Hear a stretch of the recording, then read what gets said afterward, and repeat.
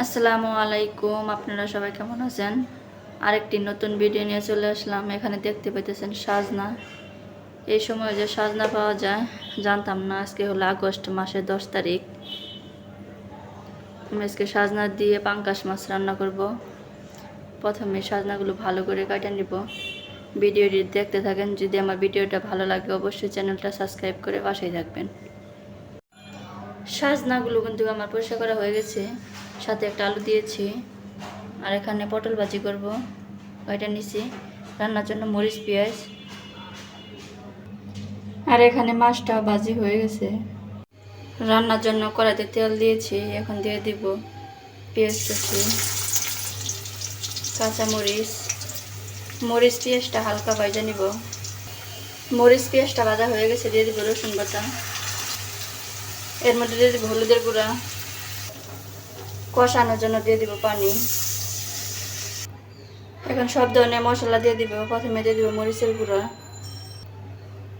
ধনিয়া গুঁড়া, জিরা গুঁড়া, লবণ। মশলাটা ভালো করে মিশিয়ে দিব। মশলাটা ভালো করে মিশিয়ে দিয়েছি। এখন কষানোর জন্য ঢাকনাটা ঢেকে দিব। মশলাটা কষানো হয়ে গেছে। এখন দিয়ে দিব সাজনা, ভালো করে মিশিয়ে দিব। মশলার সাথে সাজনা মিশিয়ে দিয়েছি। এখন ঢাকনাটা ঢেকে দিব। ঢাকনা খুলে আরেকবার নাড়া দিয়ে দিব।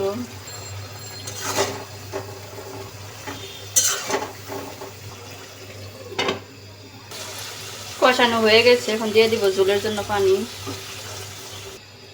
ঢাকনাটা ঢেকে দেব। ঝোলটা ফুটে আসছে। এ পর্যায়ে দিয়ে দিব ভাজা রাখা মাছ।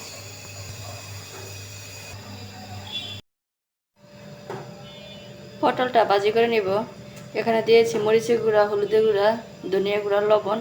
মাখিয়ে নিব। মাখানো হয়ে গেছে। তরকারিটা আমি ওই চুলায় দিয়ে দিয়েছি। এই চুলায় ভাজিটা ভেজে নিব। তেল দিয়েছি। তেলটা গরম হয়ে গেছে। এখন দিয়ে দিব পটল। সবগুলো দেওয়া হয়ে গেছে। এখন দিয়ে দিব জিরা গুঁড়া। ভাজিটা হয়ে গেছে। এখন নামিয়ে নিব। ভাজিটা হয়ে গেছে, নামিয়ে নিয়েছি। আর এদিকে তরকারিটা হয়ে গেছে, চুলাটা অফ করে দিয়েছি। আজকের ভিডিওটি কেমন লাগলো অবশ্যই কমেন্টে জানাবেন। ভালো থাকবেন, সুস্থ থাকবেন। আল্লাহ হাফেজ।